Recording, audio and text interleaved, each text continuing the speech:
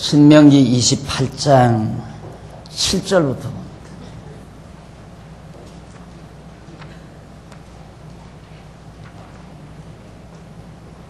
네 대적들이 일어나 너를 치려하면 여호와께서 그들을 네 앞에서 패하게 하시리니 그들이 한 길로 너를 치러 들어왔으나 네 앞에서 7길로 도망하리라. 여호와께서 명하사 내 창고와 내 손으로 하는 모든 일에 복을 내리시고 네 하나님 여호와께서 내게 주시는 땅에서 내게 복을 주실 것이며 네가 네 하나님 여호와의 명령을 지켜 그 길로 행하면 여호와께서 내게 맹세한 대로 너를 세워 자기의 성민이 되게 하시리니 너를 여호와의 이름으로 일컬음을 세계 만민이 보고 너를 두려워하리라.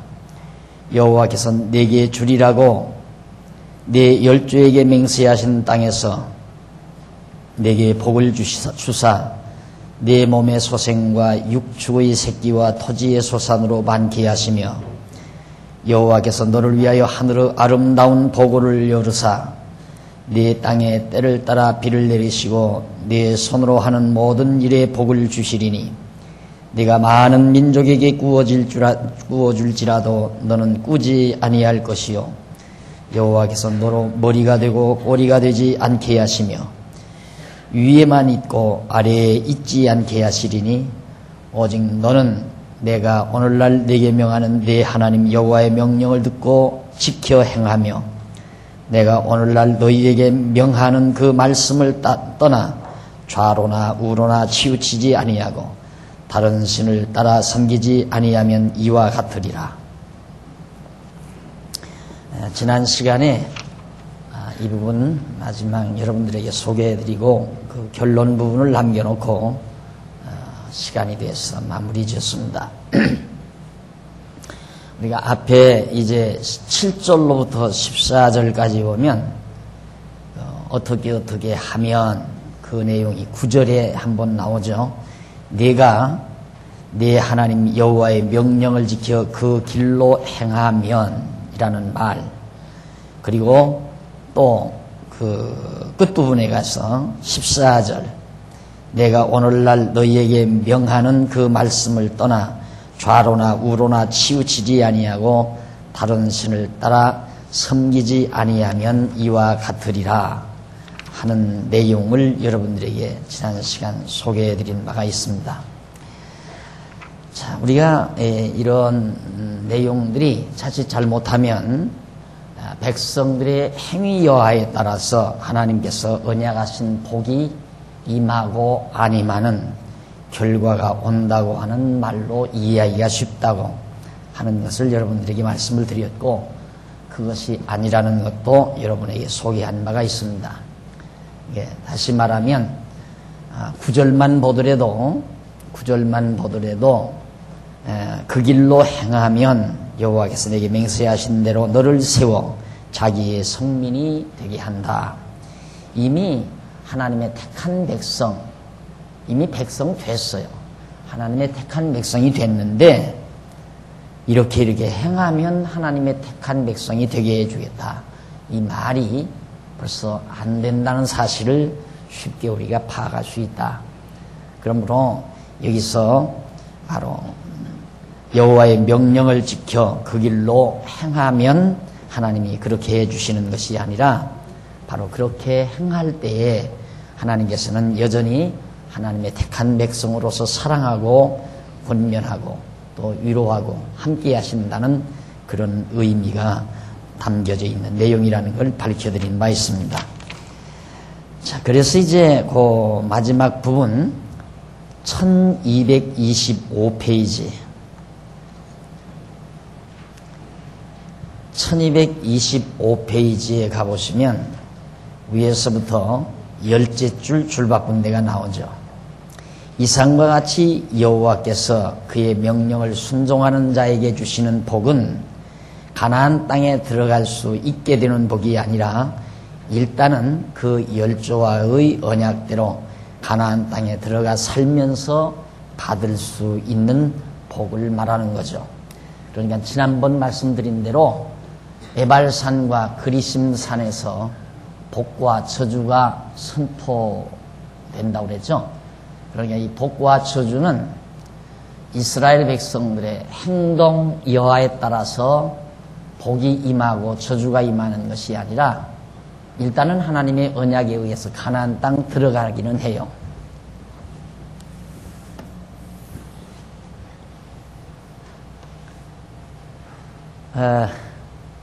지금 요단강 동편 땅에 모압 평지에 이스라엘 백성들이 머물고 있습니다.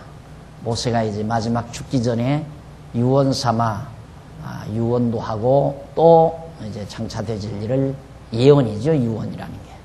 그리고 이제 새로 태어난 제2세들을 교훈하기도 하고. 그런데 일단 여기 들어가는 것은 일찍이 아브라함과 이삭과 야곱에 의해서 이 땅에 들어가 이 땅을 차지하는 이 복은 근본적으로 하나님의 언약에 의해서 이루어지는 거예요. 그러면 여기 나오는 복은 뭐냐? 에발산과 그리심산, 이 가나안 땅에 산 두 개가 있다고 그랬죠.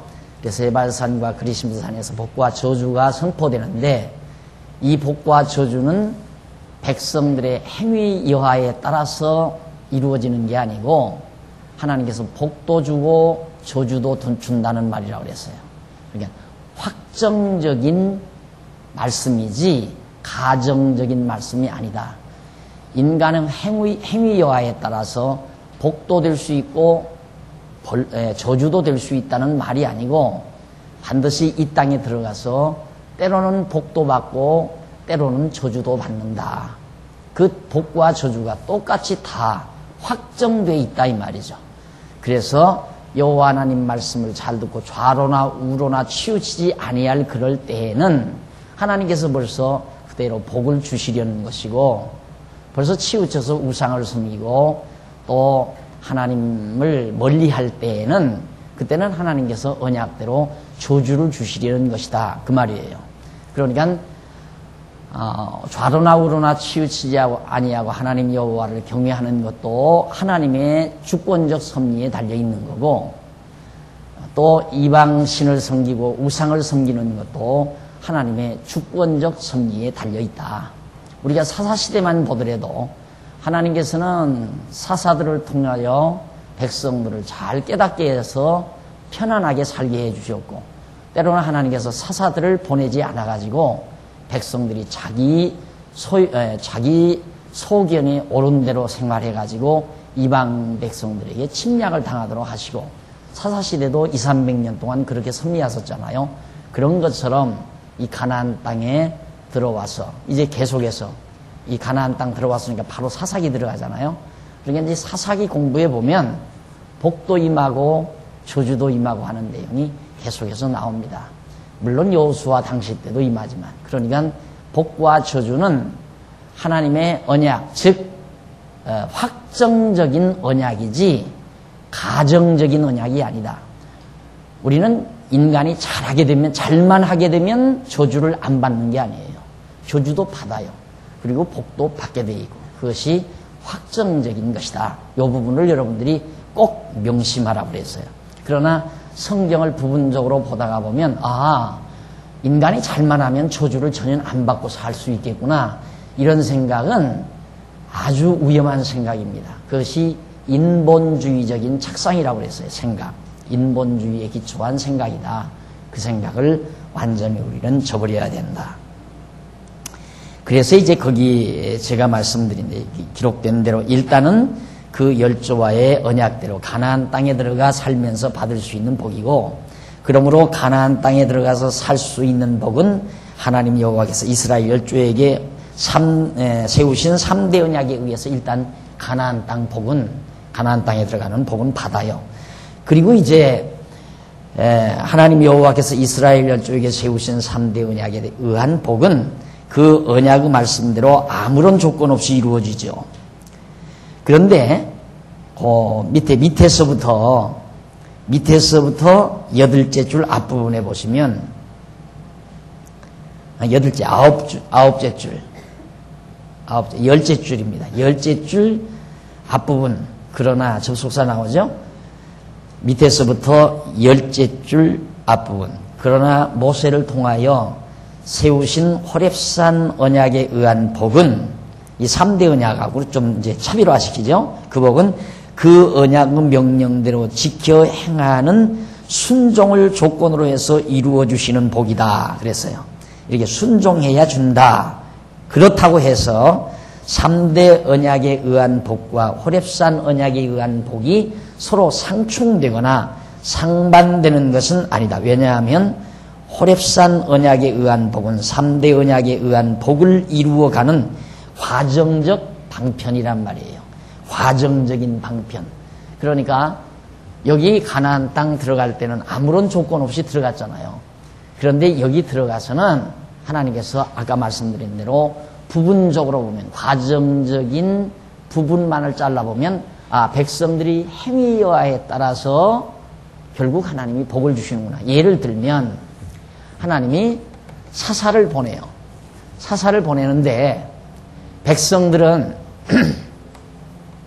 전부 자기 소견이 옳은 대로 행해요. 자기 소견이 옳은 대로 행하는 것은 우상을 만들어 섬기고 이방신을 섬기고 그게 이제 자기들 소견이 옳은 대로 행동하는 거예요. 그렇게 행동하는 백성들을 하나님께서는 편안하게 복을 줘야 되잖아요. 왜? 복을 주신다고 언약했으니까 호렙산 언약에서 이 복을 주셔야 되는데 어떻게 복을 주시는가?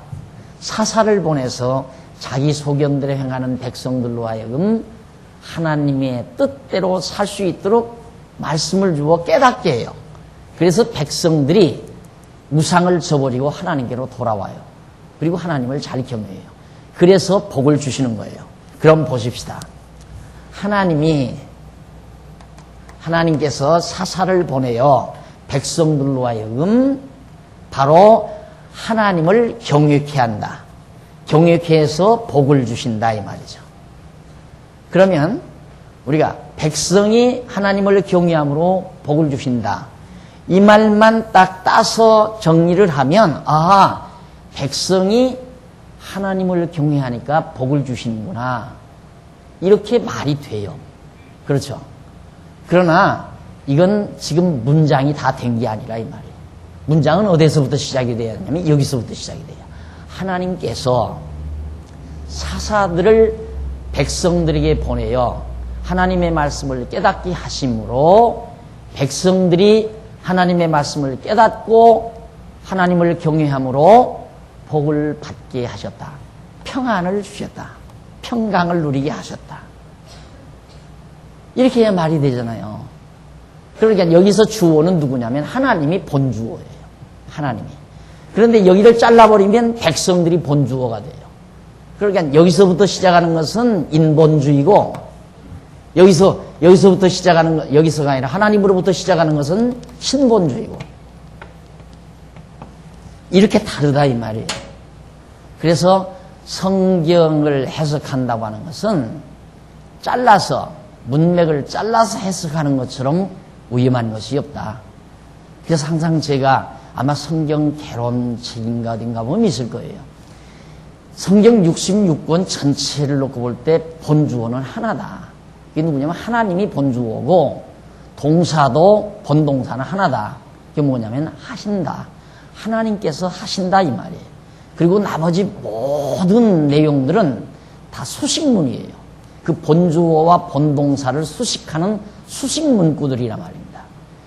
그렇게 해야 바로 성경의 일관된 논리적 통일성이 이루어지는 거거든요.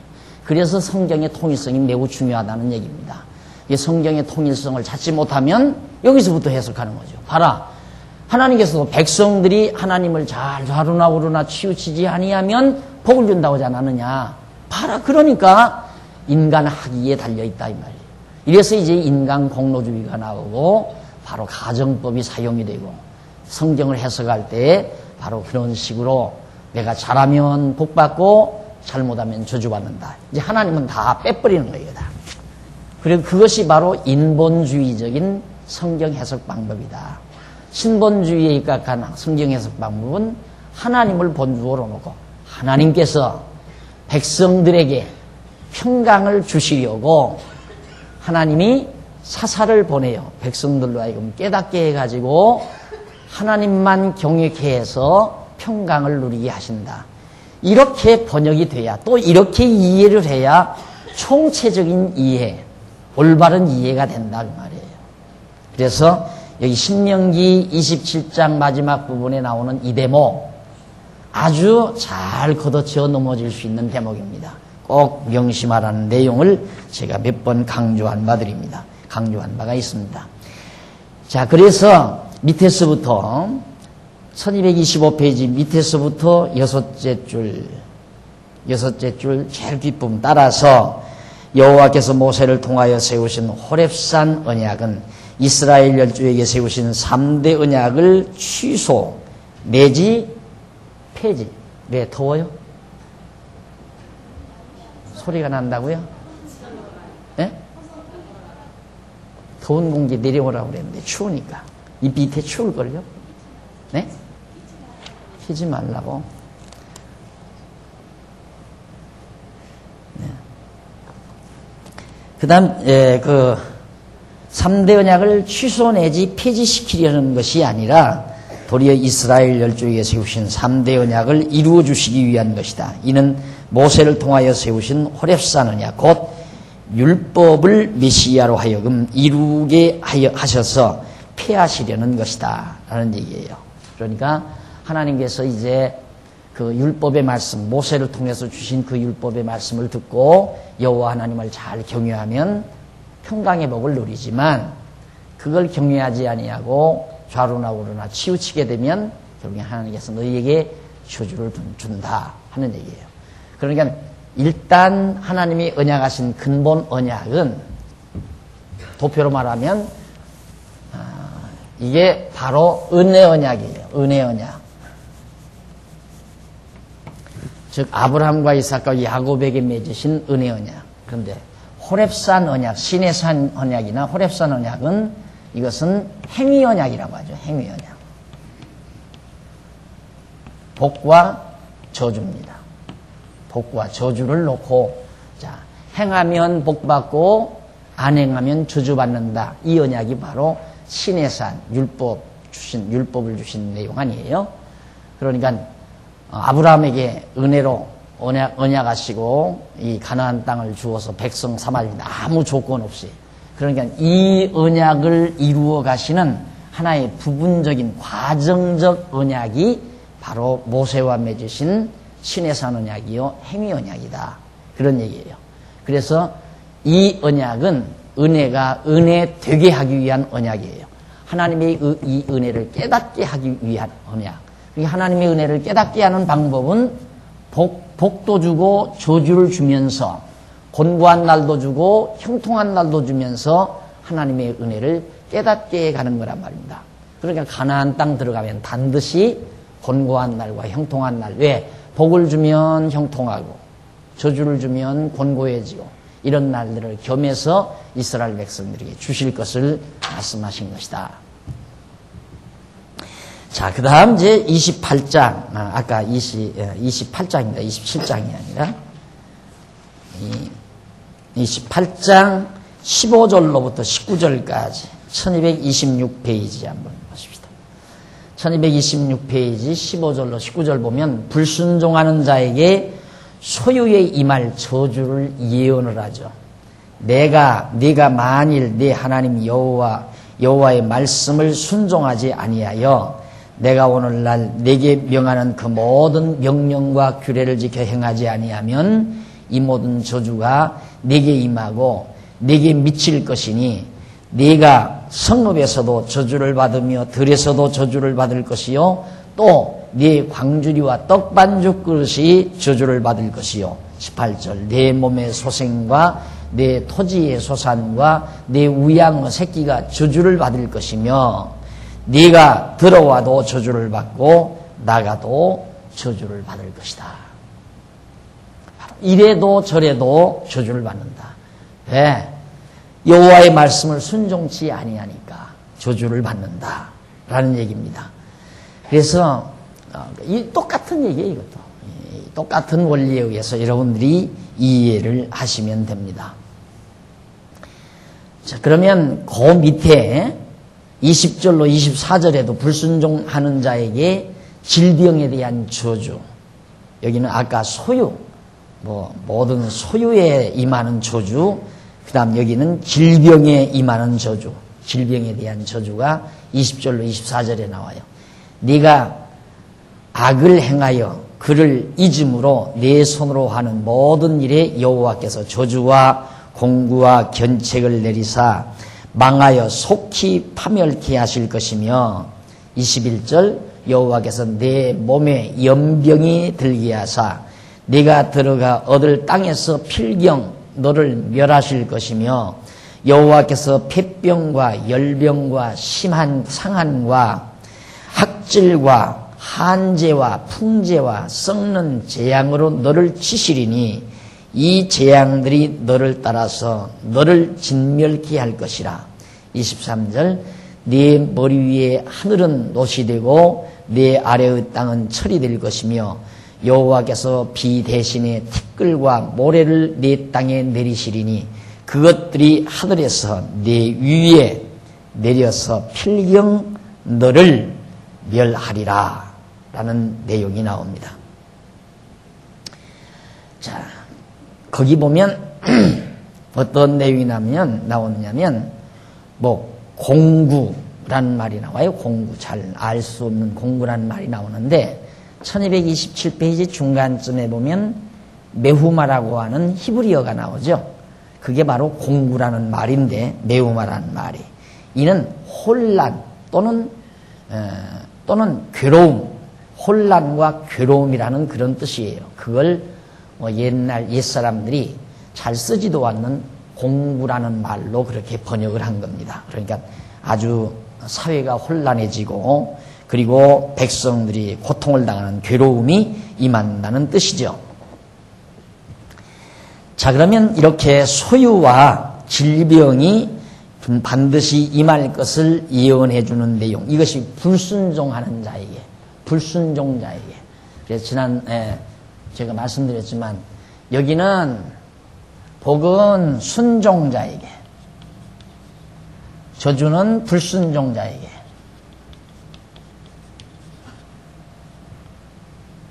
아까 말씀드렸잖아요. 하나님께서 순종케 하려면 하나님께서 사사를 보내요.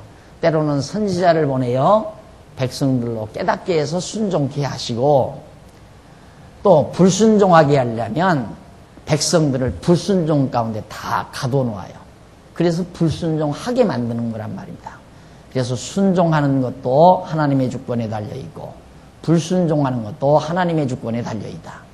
이게 로마서에 보면 사도 바울이 그 말을 하잖아요. 우리를 다 하나님께서 불순종 가운데 가두어 두었다. 예수님이 오시기 전까지 갈라디아서에 보면 예수님이 오시기 전까지 로마서에도 다 모든 백성을 다 이 불순종 가운데 가두어 두었다. 어디 이게 율법이거든요. 율법. 모세의 율법. 모세 시대의 율법을 주어서 모세의 율법 아래 다 불순종 가운데 백성들을 가두어 두었다. 왜? 예수가 오셔서 순종케 하시려고. 그래서 예수가 오셔서 율법의 순종자가 돼서 순종하심으로 그리스도 안에 있는 모든 자로 하여금 순종하는 자가 되게 하시려고. 이거죠. 그러니까 불순종하고 순종하고 하는 것이 하나님의 주권에 달려있다. 예수 그리스도를 통해서 우리로 하여금 순종케 하시고 모세의 율법 아래 가두어서 불순종케 하시고 그래서 불순종한 백성들을 대신해서 예수님이 온전히 하나님 앞에 순종하심으로 그 공로로 우리가 다 순종자가 된 거죠. 하나님 앞에 우리가 순종자가. 그래서 우리가 신령한 복을 받아 누리고 사는 거 아니에요. 우리가 지금 신령한 복 받아 누리고 사는 거 아닙니까? 우리가 가나안 땅, 이 보이는 이 세상에 해 아래 속한 복을 우리가 받아 누리는 것이 아니라 우리는 신령한 복을 받아 누리는 놀라운 이유가 바로 예수가 우리 대신 순종자가 돼서 우리로 하여금 순종케 해서 복받게 하고 불순종케 해서 저주받게 하고 이것이 모두가 다 하나님의 주권에 달려있다. 예, 성경 전체의 하나님의 뜻을 모르면 부분적인 내용, 예, 아까 성경을 이렇게 부분적으로만 딱 잘라서 말하면 틀림없이 바로 신인 합력설이 돼요. 인간이 순종하면 하나님이 복 주고, 인간이 불순종하면 하나님이 저주 준다, 저주한다. 그 말을 틀렸다고 할 사람은 아무도 없죠. 왜? 성경이 있으니까. 성경에 부분적으로 오는 그런 말씀들이 있으니까. 근데 그게 절대로 아니라는 것을 여러분들이 항상 명심하셔야 신앙을 올바른 신앙을 지켜갈 수 있어요. 그래야 우리가 예수를 믿지, 예수를 필요로 하죠. 안 그래요? 내가 순종할 수 있다면 예수를 뭐하러 믿어요? 예수 필요 없잖아요. 내가 순종해서 복 받을 수 있는데. 아무 관계 없잖아요, 예수가. 그러나 우리는 순종할 수가 없어요. 우리는 불순종 가운데 갇혀 있을 수밖에 없어요. 율법 아래서 의인 되는 사람이 한 사람도 없단 말입니다. 다 죄인이에요. 다 불순종자예요. 그런데 어떻게 우리가 순종자가 돼서 신령한 복을 받아 누릴 수 있나? 예수 그리스도의 공로 때문에 그러거든요. 그래서 우리가 예수를 의지하게 되고 예수를 저버릴 수가 없고 예수를 믿고 사는 거 아니겠어요? 그러니까 인본주의만큼 예수를 멀리하게 만드는 일이 없죠. 이렇게 가르치면 예수 필요 없다는 사람들이에요. 네가 순종 잘하면 복받고 천국도 갈 수 있다. 불순종하면 저주받아 지옥 간다. 그런 얘기 아니에요? 모두가 다. 근데 성경은 안 그런 거라 이 말이죠.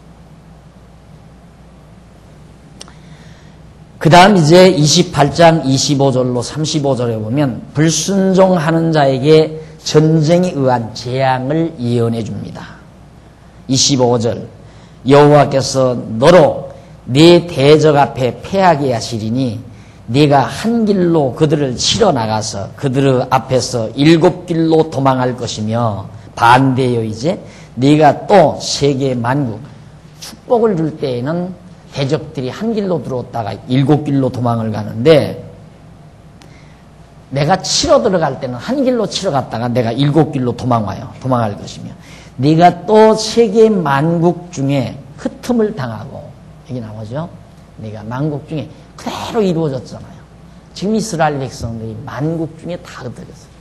불순종 뭡니까?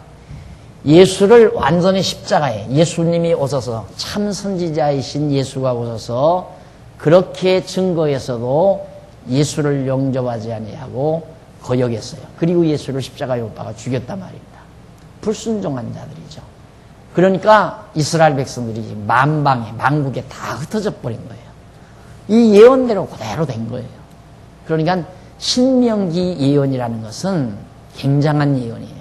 신명기 특히 마지막 부분에 나오는 27장, 28장, 29장, 30장, 31장 지금 요즘 지난번부터 오늘 다음 주 요 신명기 마칠 때까지가 굉장히 하여튼 신명기 전체에 아주 중요한 내용들이 지금 아주 굉장히 많이 담겨져 있습니다. 그러니까 요 내용을 우리가 올바로 알아야 이스라엘 백성들이 광야에서 지금 광야에서 모압 평지에서 지금 공부하는 그 참뜻을 우리도 옳게 알 수가 있는 거죠. 자, 분명히 이제 모세 가고 나면 여호수아 지나고 나서 사사 시대가 오거든요. 사사라고 하는 것은 메시아의 모형이에요. 메시아. 이 사사 시대에는 왕이 아니에요. 왕, 선지자, 제사장 이 세 가지 역할을 다 하는 게 사사예요.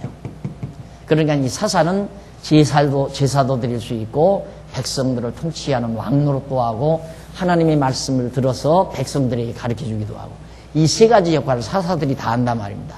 마찬가지로 메시아가 뭡니까? 메시아의 삼직은 왕직, 선지직, 제사직 아니에요. 이 세 가지 직분을 다 가진 것이 메시아거든요. 그리스도라는 말입니다. 그러니까 구약시대의 그리스도는 메시아는 사사예요. 구약시대는 사사를 보내고 우리 신약시대에 메시아가 왔잖아요. 그러니까 이 사사는 오실 메시아에 대한 모형과 그림자죠. 그런데 하나님께서 사사를 보내서 백성들로 하여금 깨닫게 해서 여호와 경외케 함으로 복을 주셨다. 마찬가지로 오늘 우리도 정말 하나님께서 참 메시아이신 그리스도를 보내가지고 우리로 하여금 바로 하나님 여호와를 알고 경외케 하심으로 신령한 복을 받아 누리게 하신다. 예수님이 우리 대신 순종해 주심으로 예수가 그리스도이심을 깨닫고 하나님을 여호와로 하라 경외하고 섬기노. 그래서 우리들로 하여금 하나님을 경외케 해서 신령한 복을 누리게 해주시는 것이다. 이게 바로 우리 신약교회 성도들의 복이죠. 그런데 이스라엘 백성들은 너희들이 불순종함으로 만방에 다 흩어버린다는 약속, 이것도 가정적인 것이 아니라 확정적인 것이었다. 그렇기 때문에 확정적이었던 것이기 때문에 주 70년에 예루살렘이 다 로마 티토 장군에 의해서 회파돼 버리고 유대인들이 다 세계 만방에 흩어져서 2000년 가까이 정말 나그네 생활을 그들이 보내게 됐던 겁니다. 그래서 거기 흩음을 당하고 네 시체가 공중의 모든 새와 땅 짐승들의 밥이 될 것이나 그것들을 쫓아줄 자가 없을 것이며 여호와께서 애굽의 종기와 치질과 괴열병과 개창으로 너를 치시리니 네가 치료함을 얻지 못할 것이며 여호와께서 또 너를 미침과 눈봄과 경심증으로 치시리니 소경이 어두운 데서 더듬는 것 같이 네가 백주에도 더듬고 네 길이 형통치 못하여 항상 압제와 노략을 당할 뿐이니 너를 구원할 자가 없을 것이며 네가 여자와 약혼하였으나 다른 사람이 그와 같이 잘 것이요 집을 건축하였으나 거기 거하지 못할 것이요 포도원을 심었으나 네가 그 과실을 쓰지 못할 것이며 네 소를 네 목전에서 잡았으나 네가 먹지 못할 것이며 네 나귀를 네 목전에서 빼앗아감을 당하여도 도로 찾지 못할 것이며 네 양을 대적에게 빼앗길 것이나 너를 도와줄 자가 없을 것이며 너 네 자녀를 다른 민족에게 빼앗기고 종일 생각하고 알아봄으로 눈이 쇠하여지나 네 손에 그것을 구원할 능이 없을 것이며 네 토지 소산과 네 수고로 얻은 것을 네가 알지 못할 것이며 알지 못하는 민족이 먹겠고 너는 항상 압제와 학대를 당할 뿐이리니 이러므로 네 눈이 보이는 일로 인하여 네가 미치리라. 여호와께서 네 무릎과 다리를 쳐서 고치지 못할 심한 종기로 바라게 하여 발바닥으로 정수리까지 이르게 하시리라. 반드시 그렇게 이루어 주실 것을 확정적으로 지금 예언하는 거예요. 이것이 절대 가정적인 게 아니다. 확정적인 것이다. 라는 걸 거듭 여러분들이 기억하셔야 됩니다. 그래야 하나님 말씀이에요. 이 하나님 말씀은 말씀대로 이루어지는 거예요. 저주도 말씀대로 이루어지고 축복도 말씀대로 이루어지고. 그러니까 여기 있는 말씀이 백성들이 순종 잘하면 안 이루어지는 내용이 아니에요. 결국은 하나님께서 불순종 가운데 가두어서 결국 이루어지게 만들어요. 그러니까 예수님 오셔가지고 참 사사 메시아로서 예수님이 오셔가지고 유대인들이 와서 듣잖아요. 바리새인들이나 유대인들이 예수님이 하시는 말씀을 들으려면 못 알아듣게 비유로 말을 해요. 어렵게 비유로 말을 해요. 그래놓고는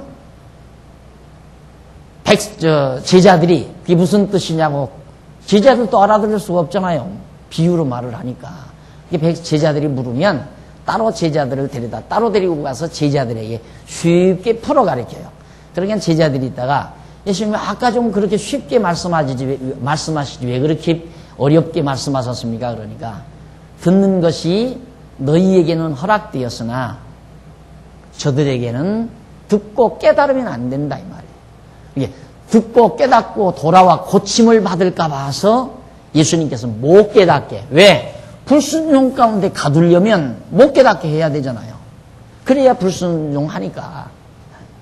그래서 저도 늘 그런 사실 그렇거든요. 자, 이럴 때 또 주일날도 정말 다 성도들이 와서 좀 듣고 깨닫고 편안함을 얻고 하나님 여호와 경외하고 살면 얼마나 좋아요. 그런 욕심이 있다가도 아유 또 내가 하나님 자리에 앉아있다 이런 생각을 하고 또 마음을 가라앉히고 사실 한 20여 년 전 20여 년이 넘었죠. 명동에서 이제 그 대학생들 청년들 중심으로 명동에서 성경 강의를 할 때 일주일에 한 번씩 나가서 제가 성경 강의를 했는데 처음에 막 한 100여 명 막 이렇게 몰려왔더라고요. 쫙 몰려와서 배우는데 야 이제 뭔가 될라는가 보다 기대를 상당히 가졌죠. 뭐 그 명동 골목에다 서울의 한복판 아닙니까? 거기다가 정말 거기가 사상가들이 항상 거기 와서 자기 사상을 펼치는 캐토릭 여학생 회관이라는 데가 바로 그겁니다. 함석헌홍이 거기에서 계속 강의했어요. 바로 내가 하는 그 날짜 그 다음 날 함석헌 씨가 강의하고 있었어요. 노자 강의를 함석헌 씨가 했는데 저는 그 전날 이제 성경 강의를 하고 이게 노자하고 성경 예수하고 싸운 거죠. 근데 내 강의에는 젊은이들이 막 한 100여 명씩 이렇게 몰려오고 그랬는데 그때 뭔가 되는 줄 알았어요. 그런데 이게 쉽지 않잖아요. 성경을 창세기부터 계시록까지 쫙 좀 인내심 있게 들어야 되는데 학생들이 소문 들고 우 몰려왔다가 와보니까 에이 아니다 이거예요. 한 번 듣고 아니다 이거예요. 그래서 또 떨어져 나가기도 또 딴 사람이 오기도 하고 그러면서 어떤 때는 한 60명 오다가 어떤 때는 한 80명 오다가 어떤 때는 한 30명 오다가 학생들이 거기 청중이 적게 오면 강의할 맛이 안 나요. 내가 왜 이러는가 하고 굉장히 제가 그것 때문에 고심을 많이 했어요. 그러다가 거기에서 탈피한 이유가 뭐냐면 못 깨닫는 것도 하나님 뜻인데 나는 다 듣고 깨닫기만 원한다 이 말이에요. 그러니까 성도대학 많이 오든 적게 오든 상관없잖아요. 많이 오든 적게 오든 우리 주일날도 성도들이 많이 오든 적게 오든 별로 개의치 않아요. 왜? 하나님이 듣고 깨닫게 하려면 오게 하는 거고 못 깨닫게 하려면 못 오게 하는 거거든요. 올 마음이 안 생기고 단풍 구경 가고 싶고 놀러 가고 싶고 이런 마음이 들게 돼 있단 말입니다. 그러니까 하나님께서 이처럼 들을 자 따로 있고 못 들을 자 따로 있고 듣고 깨닫고 돌아와 고침을 받을까 봐서 예수님께서 못 듣게 하려고 한다 이 말이에요. 그러니까 멸망받을 자 저주를 받을 자 복을 받지 못하고 저주받게 하려면 전부 불순종 가운데 가둬야 되기 때문에 예수님이 오셔서 바리새인과 서기관과 장로들로 하여금 못 듣게 만들었다. 그래서 불순종 가운데 가두어가지고 결국은 저주를 받아 주 70년에 세계만방에 유대인들이 다 흩어지게 그렇게 하나님께서 섭리하셨다. 할 말 없잖아요. 틀림없잖아요. 그러니까 복과 저주는 가정적인 것이 아니라 확정적인 것이다. 하나님께서 그렇게 복과 저주를 주려고 확실히 정해놓고 하나님께서 섭리하신 것이지. 그러니까 이렇게 번역하는 것이 가장 정확하다 이 말이에요. 너희가 좌로나 우로나 치우치지 아니하고 여호와 하나님을 경외할 때에 그렇게 여호와를 경외할 때에는 복을 받을 것이고 여호와 하나님을 경외하지 아니할 때에는 저주를 받을 것이다. 그러니까 경외하면 경외치 아니하면 순종하면 순종하지 아니하면 이 말을 우리 어감대로 내가 내 의지로 하고 안 하고 여기에 달려있다라고 그렇게 언어 인식을 하면 안 된다 이 말이에요. 이것이 우리 이제 앞으로 여러분들이 지금도 또 성경신학 하는 분들도 있겠지만 이 성경신학에서 가장 핵심적인 부분이에요. 하면 하고 안 하는 것. 그러니까 하게 하신다. 하나님이 하게 하신다. 불순종하게 하신다. 순종하게 하신다. 예, 하게 하신다. 내가 순종하는 것도 하나님께 순종하게 하는 거고 불순종하는 것도 불순종하게 하는 거고 못 깨닫게 해서 불순종하게 하고 깨닫게 해서 순종하게 하고 그러니까 여러분 지금 이 말씀 들으면서 깨닫는 거 내가 머리가 좋아. 우리 아버지가 머리가 좋더니만 내 머리도 좋은가 봐. 그게 착각이에요. 그거 아니에요. 하나님께서 깨닫게 해야 깨달아요. 깨닫게 해야. 깨닫게 해야 깨닫고 돌아와서 하나님 여호와 경외하는 거죠. 알고는 다 경외하게 돼 있잖아요. 앞에 서 있는 사람이 누군지 모를 때에는 절대 고개가 안 숙여지죠. 네가 잘났으면 얼마나 잘났어 이러고 나오지만 앞에 계신 분이 너희 할아버지다, 너희 할아버지다 할 때에는 당장 고개가 수그러들잖아요. 알면 경외심이 나오게 돼 있어요. 모르면 경외심이 안 나오지만 저 영감 누군데 저렇게 날들어 저리 가라 이리 가라. 예를 들어 전철을 내가 탔습니다. 타서 노인석에 떡 앉아 있어요. 그냥 눈 감고 가만히 앉아 있어요. 노인이 아무 말도 않고 가만히 서 있는데 누가 와서 야 이 사람아 자네 할아버지네. 얼른 이 우리 할아버지 얼른 일어나서 저라고 자리 비길 거 아니냐 이 말이죠. 알면 경외하게 돼 있어요. 어떻게 아는가? 하나님께서 깨닫게 해야 알아요. 깨닫게 해야 순종하고 하나님 경외하게 돼 있고. 절대 우리 인간 자율적 의지로는 아무것도 할 수 없다는 것. 이것이 바로 전적인 신본주의에 입각한 우리의 사고체계다라는 걸 기억하시면 됩니다. 그 다음 1229페이지 28장 36절로 46절 거기 보면 저주로 받을 수치와 재난과 패배 등을 쫙 선언합니다. 앞에서도 그랬는데 여호와께서 너와 내가 세울 네 임금을 너와 네 열조가 알지 못하던 나라로 끌어가시리니. 보세요. 너희 왕을 끌어가 버린다. 이스라엘 왕을 끌어가 버린다. 시드기야 왕, 바벨론 왕이 와서 끌어갔잖아요. 눈 빼고 다 끌어갔다. 그대로 되죠. 이루어진 거예요. 이때 신명기 때 이루어진 것이 우리가 지금 공부해 보면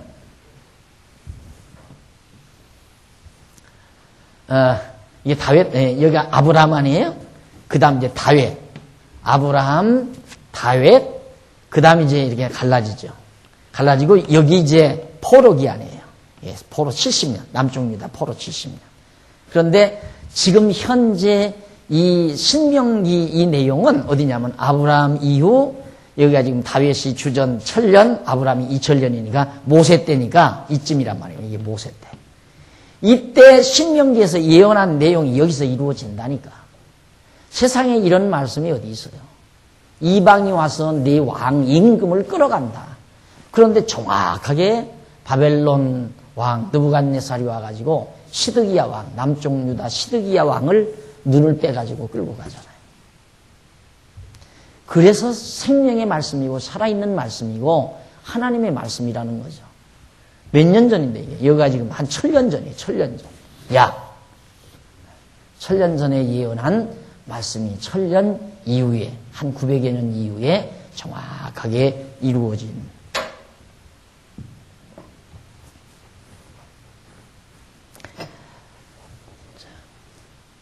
너를 끌어가시는 모든 민족 중에서 네가 놀램과 속담과 비방거리가 될 것이라. 38절 네가 많은 종자를 들에 심을지라도 메뚜기가 먹음으로 거둘 것이 적을 것이며 네가 포도원을 심고 다스릴지라도 벌레가 먹음으로 포도를 따지 못하고 포도주를 마시지 못할 것이며 네 모든 경내에 감람나무가 있을지라도 그 열매가 떨어짐으로 그 기름을 네 몸에 바르지 못할 것이며 네가 자녀를 낳을지라도 그들이 포로가 되므로 네게 잊지 못할 것이며 네 모든 나무와 토지 솟아는 메뚜기가 먹을 것이며 너희 중에 우거하는 이방인은 점점 높아져서 내 위에 뛰어나고 너는 점점 낮아질 것이며 그는 내게 꾸일지라도 너는 그에게 꾸이지 못하리니 그는 머리가 되고 너는 꼬리가 될 것이라. 네가 네 하나님 여호와의 말씀을 순종치 아니하고 네게 명하신 그 명령과 규례를 지키지 아니하므로 이 모든 저주가 네게 임하고 너를 따르고 네게 미쳐서 필경 너를 멀리하리니 이 모든 저주가 너와 네 자손에게 영원히 있어서 표적과 감개가 되리라. 자, 이것이 이스라엘 민족에 대한 미래사죠. 거기 이제 감개라는 말은 1230페이지 감개가 되리라 그랬는데 1230페이지 제일 밑에 보세요. 여기 히브리어 모페트라는 말이 있죠. 페트, 그게 감개라는 말인데 이는 이적 또는 징조다 그 말이에요. 그러니까 이 아브라함 때에도 참 하나님께서 이걸 보면 아브라함 때에도 아브라함 때에도 아브라함에게 언약을 하나님이 하시죠. 내가 저 가나안 땅을 내 자손에게 주마 언약을 하니까 아브라함이 내가 그걸 어떻게 합니까? 그걸 어떻게 내가 믿을 수 있느냐 이 말이죠. 그러니까 하나님께서 제물을 준비하라고 그래요. 아브라함이 제물을 준비해 놨잖아요. 제물을 준비해 놓으니까 그 제물에 불이 임해가지고 제물을 확 설라서 다 하나님께서 흠양해 버렸어요. 그게 바로 표적이에요. 뭔 표적? 저 가나안 땅을 자손에게 확실히 준다는 하나님의 언약에 대한 표징이었단 말입니다. 그건 당장 즉석에서 보는 표징이었는데 그 표징만 하나님께서 주신 게 아니라 또 하나의 표징을 주는데 네 자손이 머지않아 이방에 가서 400년 동안 종살이 한다. 이거 400년 동안. 이게 이 기간 아니에요. 400년 동안 종살이 하다. 그리고 400년이 마치면 네 백성들이 그 이방 땅에서 나와서 저 가나안 땅으로. 그러니까 바로 여기죠. 애굽에서 400년 종살이 하고 그리고 400년이 차면 여기서 나와서 이 땅 네 자손이 차지하게 된다. 이걸 하나님께서 아브라함에게 미리 예언해 놨어요. 약속이죠. 언약이죠. 그런데 그대로 진짜 아브라함과 이삭과 야곱 때에 이스라엘 자손이 70명 애굽으로 내려가잖아요. 내려가서 400년 종살이하고 그 400년이 차니까 모세를 통하여 이스라엘 백성들을 이끌고 나와서 지금 이 땅 들어가려고 언약대로 이 땅에 들어가려고 여기 와 있는 거예요. 그러니까 하나님께서는 이렇게 장차 되질 일을 말씀해 주듯이 이제 모세 때 와서 장차 너희 나라가 어떻게 된다. 이걸 지금 신명기서에서 얘기해 주는 거라니까. 들어가면 복과 저주를 겸해서 받는다. 마지막 저주는 바로 이렇게 엄청난 이 저주가 너희에게 임해서 이방 땅에 다 끌려가게 된다. 그런데 지금 우리는 이런 역사가 다 이루어진 이후 이 시대 예수님 오시고 또 지나서 이 시대에 21세기 이 시대에 살잖아요. 이때 태어났다는 게 얼마나 다 좋은 거냐 이 말이죠. 이때 그것도 이때쯤 태어났으면 이거 다 성경 전체도 모르고 전체 모르고 그냥 예수 믿으면 천국 간다 하는 정도나 알고 죽었을 거 아니에요. 또 중세기에 태어났으면 연옥설 따르다가 또 멸망받았을지도 모르고. 그런데 하필이면 우리가 21세기에 태어나서 성경을 이렇게 하나의 줄기로 관통해서 하나님의 놀라운 그 섭리를 깨닫고 자 이렇게 다 아브라함에게 언약한 대로 이루어 주시고 모세를 통해서 언약한 대로 또 다윗을 통해서 언약한 대로 그대로 역사 위에서 이루어서 결국 언약대로 예수 그리스도가 오셔가지고 주님의 몸 된 교회가 이렇게 세워서 성장하는 오늘 이 시대에 우리가 태어나서 하나님의 말씀이 살아있음을 확인하고 이런 모든 표정들을 보고 표정 여기서 말하는 표정 그러니까 하나님의 언약대로 되어진다는 하나의 증표라 이 말이에요. 증표, 표시 이것들을 우리 다 예수 그리스도 표정 아니에요? 표정. 그리고 여기 포로로 갔던 것도 표정이고 모세의 언약이 이루어진 표정들이라 이 말이죠. 이런 표정들을 우리는 확실히 보고 하나님이 살아계시다는 확증과 또 역사를 하나님께서 주관한다는 분명한 믿음을 가지고 살아계신 여호와 하나님을 경외하며 살게 됐다는 것이 얼마나 다행스러운 일이냐 이 말이죠. 엄청난 일이고. 그래서 여러분들이 성도대학에 오셔서 2시간 공부하면 조금씩 공부하죠. 조금씩 공부하는 것이 이 모든 것을 다 이해할 수 있는 부분적인 자료에 불과한 거예요. 그러니까 성도대학은 하면 처음부터 끝까지 다 해야지 조금씩 해가지고는 아무런 의미가 없어요. 그런데 성도들이 왜 그런 습성을 못 버리느냐면 10여 년 동안 20여 년 동안 때로는 한 평생 동안 토막설기만 듣고 신앙생활을 해왔어요. 오늘은 가서 은혜 받는 비결 또 다른 데 가서 성공하는 방법 다른 데 가서는 또 하나님의 사랑을 받는 하나님의 사랑 이런 주제별 강의를 매주일마다 다르게 그렇게 들어가가지고 성도대학 하루 나와서 들어도 되는 줄 알아요. 하루 나와서 들어봤댔자 정신만 헷갈려요. 머리만. 그러니까 안 다니다가 갑자기 오늘 처음 오신 분 있으면 아마 며칠 동안 머리깨나 아프실 거예요. 그러니까 왜? 하나님이 불순종하게 해서 저주도 받게 한다. 이래 놓으면 황당한 거죠. 야, 저 생전 못 들어보던 이야기인데. 이래 놓으니까 어떻게 보면 맞는 것도 같은데, 진짜 바울이 불순종 가운데 가둔다고 그랬는데, 또 보니까 예수님도 못 알아듣고 못 깨닫게 해서 고침 못 받게 한다고 또 말씀한 것도 기억도 나고. 그게 틀림없이 맞는 것 같은데, 처음 들어보는 얘기고, 야, 내가 이단에 오지 않았나. 우리 목사님이 잘못 가르친 건 아닐 텐데, 저 박 목사가 잘못 가르칠 거야. 이러고 앉아서 계속 머리를 쓰다 보니까 쑤시는 거예요, 이제 머리가. 콕콕 쑤시니까 머리가 아픈 거죠. 한 10번만 나오면 머리 쑤신 거 다 없어져 버려요. 그래서 오늘 여호와를 섬기지 않는 자가 당할 패배를 하나님께서 선언하는 내용, 그 내용이 47절로부터 또 57절까지도 계속 나와요. 다 얼마나 무서운 얘기들입니까? 자, 28장 1231페이지 여기 보면 47절. 네가 모든 것이 풍족하여도 기쁨과 즐거운 마음으로 네 하나님 여호와를 섬기지 아니함을 인하여 네가 줄이고 목마르고 헐벗고 모든 것이 빈 핍절 중에서 여호와께서 보내사 너를 치게 하실 대적을 섬기게 될 것이니 그가 철몽해를 네 목에 메워 필경 너를 멸할 것이야. 참 이 타락된 세상이라는 것이 왜 그런 말 있잖아요. 일본 사람들이 우리 한국을 지배할 때 일당을 주자니 꼴을 못 보겠고 뭐 그걸 하루 그냥 그 일을 뭐 그거 어떻게 준다고 그래. 그냥 이만큼 하면 얼마 준다 이렇게 맡기는 거. 그러면 일하다가 죽을까 봐서 못 맡긴다고 그러잖아요, 사람들이. 그러니까 일당을 주면 뭐 일해도 5만 원, 안 해도 5만 원이니까 여기 새마을이 아니라 이 동사무소에서 그 돈 좀 주려고 일 시키는 사람들 보니까, 일하는 사람들 보니까 다 소주 한 잔, 소주 한 병 받아다 놓고 땅콩 몇 개 받아 놓고 그늘 밑에 앉아서 그것만 받아 딱 삽하고 낫 갖다가 딱 놓고 그것만 마시고 앉아 있어요.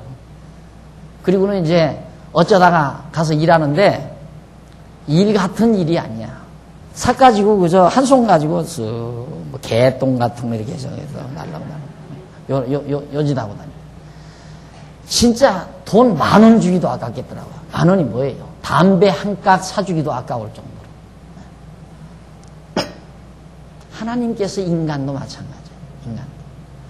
조금 배부르면 한없이 태만하고 자만하고 오만방자하고, 조금 배고프면 정말 복이 꼴사납게 비열해지고 인간이. 그렇게 된다니까. 조금 배고프게 해놓으면 정말 비열해져 버려요. 아주 그냥 발발 켜. 온갖 아첨 다 하고. 근데 조금 배 좀 부르면 그렇게 거만하고 오만방자할 수가 없어, 인간이. 지금 하나님이 그 말씀이에요. 그러니까 하나님께서 방법이 그거예요. 자, 공식을 보면 여기서 이제 이 과정에서도 순종하게 하고 불순종하게 하고 그러잖아요. 하나님께서 순종하게 하고 불순종하게 하고 사사들을 보내서. 그럼 사사들을 보내서 좀 순종케 해가지고 넉넉하고 평안해지면, 사람이 평안해지면 어떻게? 하나님 생각을 하는 게 아니라 어떻게 하면 내 뜻을 좀 이루어 볼까? 나를 좀 즐겁게 해볼까? 요 생각이 살살 들게 돼 있어요. 평안하면. 여유 있고 돈푼이나 호주머니에 두드러기지면 어떻게 하면 좀 하나님을 기쁘시게 할까 하는 생각보다는 야, 이 힘 가지고 어떻게 하면 멋있게 좀 살아볼까?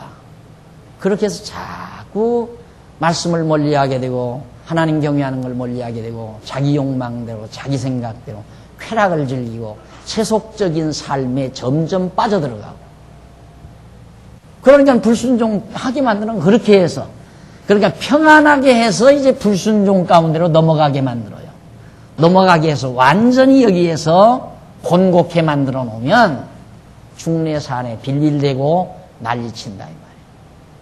그래서 또 하나님께서 또 불쌍해가지고 또 평안하게만 하면 또 불순종하게 되고, 그래서 평안한 날과 곤고한 날, 하나님께서 형통한 날과 곤고한 날을 그런 방법으로 주어가지고 인간들이 그런 재주를 넘어가면서 하나님을 배워가는. 그래서 가장 지혜로운 자는 솔로몬의 말에 귀를 기울이고 살 필요가 있어요. 왜? 지혜자의 말이니까. 그래서 항상 여러분 잠언서, 전도서, 이것은 물론 어느 성경이고 다 읽어야 되지만 다른 건 다 알잖아요. 많이 이제는 이렇게 공부하고 나면 하니까 자주 보고 싶거들랑 전도서 좀 자주 보시고, 그 다음 잠언서 자주 떠들어 보시고, 그렇게 떠들어 보는 것이 매우, 왜? 지혜자의 말이니까. 지혜자의 말이니까. 예, 솔로몬이 그렇게 살아보고 나서, 솔로몬이 왜 타락했어요? 솔로몬이 너무너무 형통하니까 타락한 거예요. 하나님께서 솔로몬을 엄청나게 형통하게 해주니까 마지막 여기서 다윗 그 다음 솔로몬 아니에요? 너무 형통하게 해주니까 마지막 쾌락에 지쳐가지고, 그래가지고 마지막 판에 완전히 타락해서 나라가 두 쪽으로 이렇게 엄청나게 갈라지게 만들어요. 그것도 하나님께서 하시는 일이에요. 그래서 이런 말을 해요. 솔로몬이. 너무 부하게도 마옵시고 너무 가난하게도 마옵소서. 그 기도가 얼마나 지혜로운 자의 말인지 몰라요.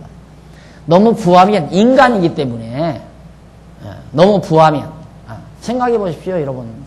박 목사가 지금 정말 한국에서 다시 없는 큰 교회 목회를 하고 정말 내가 그렇게 됐다 하십시다. 내가 이 자리 지켜질 수가 있겠나? 지금처럼 이런 모습이겠나? 아주 그냥 키마저 짠딸막한 데다가 아주 거들먹대면 꼴 참 보기 좋을 거예요. 아마 그럴 수도 있을 가능성이 충분히 있죠. 나도 인간이기 때문에. 막 주변에서 다 떠받치고 많은 사람들이 와서 손 벌리고 좀 봐달라고 그러고, 그러면 자신도 모르게 올라가는 거예요. 인간이라는 게.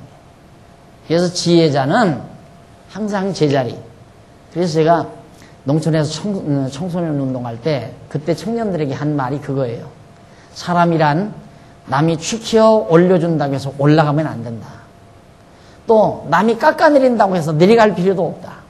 하나님 앞에서 다 각자 자기 자리 있으니까 그냥 하나님 앞에서 살면 올라갈 필요도 없고 내려갈 필요도 없느니라. 이런 말을 젊은이들에게 해주면서 가르쳤던 얘기. 그때 제가 그걸 뼈저리게 느꼈기 때문이거든요. 그런 것들을 많이 느꼈기 때문에. 그러니까 여러분 지금 날 추워 올려도 안 올라가잖아요. 추워도. 누가 어저께 어느 집사님이 그래요. 제가요 이렇게 사업이 좀 확장이 되니까요 딱 하면요 싹 나와서 승용차 문 싹 열어주지, 그 다음 딱 인사 딱 울어주지. 그러니까 뭐 된 것 같으더래요. 세상 다 그렇게 되다 보면 사람 버리는 거예요, 이제. 그런 거 좋아하다가 보면. 제 차 제 손으로 열고 들어가지. 안 그래요? 뭘 남이 열어주고 복잡하게. 여러분, 정말 형통할 때 조심하라는 말. 그래서 내가 편안할 때 조심해라. 여러분 지금 편안하죠? 조심하셔야 돼요. 이게 편안하고 좀 여유 있으면 자꾸 딴 생각 들어요. 어떻게 하면 더 스릴 있게 좀 살까? 다른 사람 못하는 일 나도 좀 내가 해보면서 할까? 사람이라는 게 묘한 게 뭐냐면 다른 사람이 못하는 걸 내가 해야 신다거든요. 다른 사람이 못하는 걸 내가 해야. 그러니까 요즘에 뭐 아파트 단지 안에 뭐 테니스장 다 있으니까 그러지만 옛날엔 테니스장 그렇게 많지 않잖았어요. 그러니까 딱 테니스채, 아침에 등산할 때 테니스 가방 그거 딱 들고 나가면 그렇게 부럽죠. 예? 그런데 요즘에는 이제 그 시시하니까 안 들고 다녀요. 다 들고 다니면 또 도리어 치사하니까. 요즘에는 적어도 뭐 들고 다녀야 돼. 네. 이것 정도는 이제. 근데 이것도 시시해졌어. 이것도. 왜? 이웃집 복독방 아저씨도 다 하니까. 그것도. 그러니까 이제는 적어도 제주도로 가야 돼. 이쪽에서만 재미없어. 제주도로. 근데 제주도로 또 따라오는 거야, 이놈들이 또. 그러니까 어디로 가야 돼요? 동남아로. 외국으로 이제. 그래서 적어도 지금은 골프 가방 들고 그래도 국제공항에 가서, 인천국제공항에 가서 넘실대야 보이는 척하는. 그런데 이제 동남아도 별하별 아줌마들이 다 와, 또 거기도. 그것도 또 시시해져 버려서. 이제는 저 달에다가 골프장 만들어 놓고 쳐야 이제 신바람 나는 거죠. 인간이 그런 거예요, 여러분. 거기에 속아 넘어가면 안 된다, 이 말이에요. 하나님 앞에서 자리 지키고 살아야지. 내가 하나님 앞에서 왜 나에게 이 편안함을 주셨는가? 이걸 생각하고 살아야지. 나에게 왜 이 여유를 주셨는가? 하나님께서 나에게 왜 이 건강을 주셨는가? 정신 바짝 차리고 그렇게 사는 자가 지혜자이지. 법 없이 좀 편안하니까, 먹을 만큼 사니까, 좀 두드러하니까 엉뚱한 생각하고, 딴 생각하고, 하나님 멀리하고. 잠깐 쉬었다가 내가 공연이 열받았네.